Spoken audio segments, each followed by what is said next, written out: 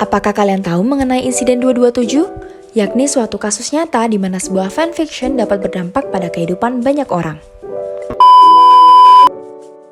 Mungkin kita akan kaget kalau tiba-tiba teman kita bilang dia habis baca Harry Potter, terus ceritanya Harry diadopsi sama pasangan Sirius Black dan Lupin, Tom Riddle kerja di Kementerian Sihir, dan Severus Snape nikah sama Lucius Malfoy terus punya anak Draco.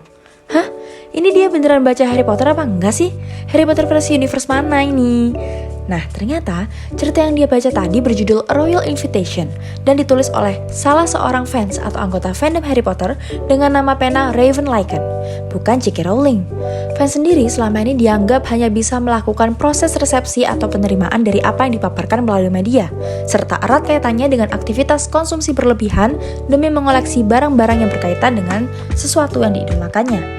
Tapi, nyatanya, sekarang kita sering menjumpai produk atau karya yang tidak dirilis secara resmi baik oleh production house, agensi, penulis, atau komikus aslinya, melainkan bentuk produksi tekstual dari para fans, seperti fanfiction, fan art, fan merch, dan lain-lain.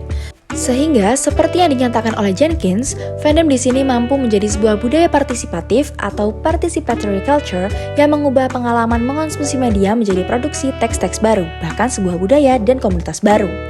Salah satu bentuk produksi tekstual fans adalah melalui karya tulis berupa narasi yang akrab disebut dengan fanfiction atau fiksi penggemar.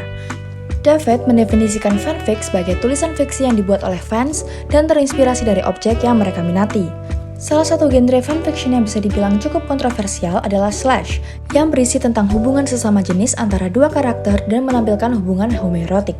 Pada awal tahun 2020, muncul sebuah fanfiction berjudul Falling yang diunggah oleh penulis dengan nama akun Didi Chu Taoqi yang berfokus pada cerita Xiao Chan dan Wang Yibo, dua aktor yang namanya menjadi populer saat membintangi TV series The Untamed yang diadaptasi dari novel Boys Love Mo Dao Jushi. Walaupun novelnya kental dalam segi romansa, series The Untamed tidak openly menampilkan hubungan antara tokoh Xiao Chan dan Wang Yibo sebagai hubungan romansa, melainkan brotherhood karena larangan muatan LGBTQ di media mainstream Cina. Sedangkan Jenkins menyatakan bahwa penulisan fanfiction memberi para penggemar cara untuk mengeksplorasi secara lebih penuh aspek-aspek dalam seri utama yang paling menarik bagi mereka. Aspek-aspek yang sering kali terpinggirkan dari plot utama tetapi memiliki arti penting khusus bagi pemirsa tertentu. Dalam hal ini, aspek romansa antara kedua tokoh utama pria ternyata menarik banyak perhatian dan memiliki arti khusus bagi penggemar serial The Untamed. Oleh karena itu, fans kemudian menciptakan fanfiction di mana mereka bisa menonjolkan sisi romansa yang terpinggirkan dan mengubah cerita menjadi sesuai keinginan mereka demi mendapatkan kepuasan. Di fanfiction Falling, tokoh Xiao Chan yang dikisahkan sebagai sosok laki-laki yang bekerja di brothel harus menjadi teman sekamar tokoh Wang Yibo. Kedekatan mereka semakin berkembang dan akhirnya timbul perasaan antara kedua tokoh. Mereka juga terlibat dalam sejumlah aktivitas seksual yang erotis. Nah, tapi kenapa sih kok bisa muncul fanfiction slash kayak gini? Apalagi yang nulis biasanya perempuan. Misalnya aja penulis Falling ini yang merupakan fans dari Xiao Chan. Kritikus feminis Joanne Ras mengklaim bahwa slash memungkinkan perempuan untuk menolak konstruksi sosial tentang feminitas, sehingga perempuan bisa membayangkan sebuah cinta yang sepenuhnya bebas dari seluruh wacana budaya tentang gender dan peran seks. Slash juga dipercaya membantu perempuan mengatasi perasaan tertahan mereka mengenai pandangan masyarakat yang menjadikan laki-laki sebagai sosok yang lebih unggul. Hal ini sejalan dengan apa yang dituturkan oleh Jenkins bahwa bagaimana proses interaksi penggemar dengan media memungkinkan penggemar membangun komunitas sendiri di mana mereka dapat mengekspresikan diri. Dengan melakukan hal ini, mereka menciptakan ruang di mana mereka dapat mengkritik gagasan-gagasan preskriptif mengenai gender, seksualitas, dan norma-norma lain yang disampaikan oleh industri media.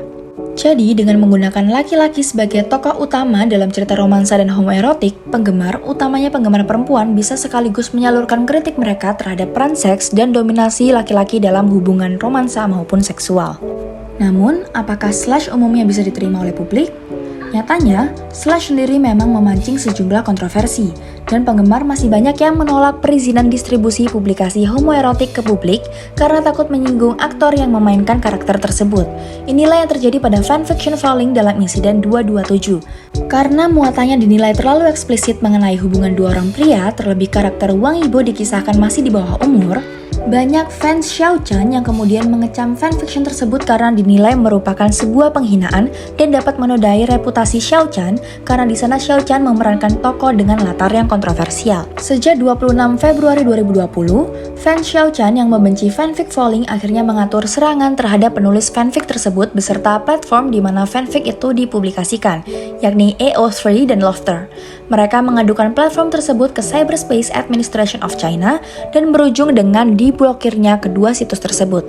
Akibatnya, Xiao Chan mendapatkan banyak kecaman karena platform AO3 sendiri merupakan zona nyaman bagi banyak penulis amatir, fans, dan kaum-kaum termarginalkan di Cina. Karena ulah reporting yang dilakukan fansnya, mereka jadi kehilangan platform tersebut. Xiao Chan dianggap harus bertanggung jawab atas ulah fansnya. Sejak itu, Xiao Chan diboikot oleh warga Cina yang merasa dirugikan akibat ulah fans Xiao Chan. Walaupun sebenarnya baik Falling maupun aktivitas reporting massal dari fans Xiao Chan sendiri bisa dibilang bukan sepenuhnya tanggung jawab Xiao Chan karena ia sama sekali tidak terlibat dalam prosesnya. Insiden 227 yang berarti 27 Februari ini menunjukkan bagaimana kuatnya pengaruh fans dan fandom yang tidak hanya bersikap sebagai penerima dan konsumen, tapi juga kontributor dan produser. Bagaimana perpaduan antara fans dan media sebagai contoh dari participatory culture kemudian dapat memberikan banyak dampak yang bahkan mungkin sebelumnya tidak terbayangkan.